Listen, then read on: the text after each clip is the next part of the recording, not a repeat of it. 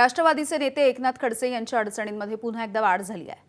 जळगाव जिल्ह्याच्या भुसावळ तालुक्यामधील मानपूर परिसरामध्ये 2002 मध्ये साखर कारखाना सुरू करण्याचा आमिष दाखवून शेतकऱ्यांच्या महार वतनाच्या जमिनी खरेदी केल्याप्रकरणी एकनाथ खडसे यांच्यासह त्यांच्या कन्या शारदा एकनाथ खडसे यांच्यावरती बोदवड पोलीस ठाण्यामध्ये गुन्हा दाखल झालाय।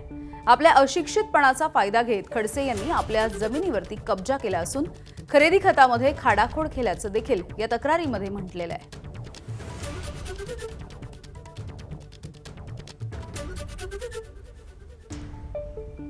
या FIR मध्ये अनेक गोष्टी त्यांनी चुकीच्या मांडलेल्या आहे। वास्तविक ही खरेदी 2002 ला झाली। आता 24 वर्षानंतर या संदर्भामध्ये आठवण याचं कारण काय?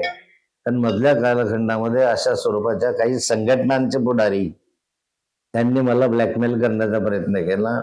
त्याही वेळेस मी सांगितलं याच्यामध्ये चुकीचं असं काहीही झालेलं नाही। तुम्हाला काय करायचं ते करा। व्यवस्थित हा व्यवहार जो झालेला आहे तो खाजगी व्यवहार आहे। साखर कारखाना हा त्या ठिकाणी येणार हे बरोबर नाही आहे। त्या ठिकाणी इथेनॉल प्रोजेक्ट येणार होता। महार वतन जमीन संदर्भामध्ये 2002 साली या राज्याचे माजी मंत्री एकनाथ खडसे यांनी महार वतन जमीन हे तापी पूर्णा सहकारी साखर कारखान्याच्या नावाखाली मानपूर तालुका भुसावळ येथील जमीन ही खरेदी केली होती आणि ती जमीन खरेदी करत असताना आपल्या मुलीच्या नावावर ती जमीन त्यांनी शारदा एकनाथ खडसे या नावाने खरेदी केलेली आहे आणि त्या ठिकाणी साखर कारखाना तर झाला नाही, परंतु त्यांनी दिशाभूल करून ती जमीन आजही आपल्या मुलीच्या नावावर केली होती।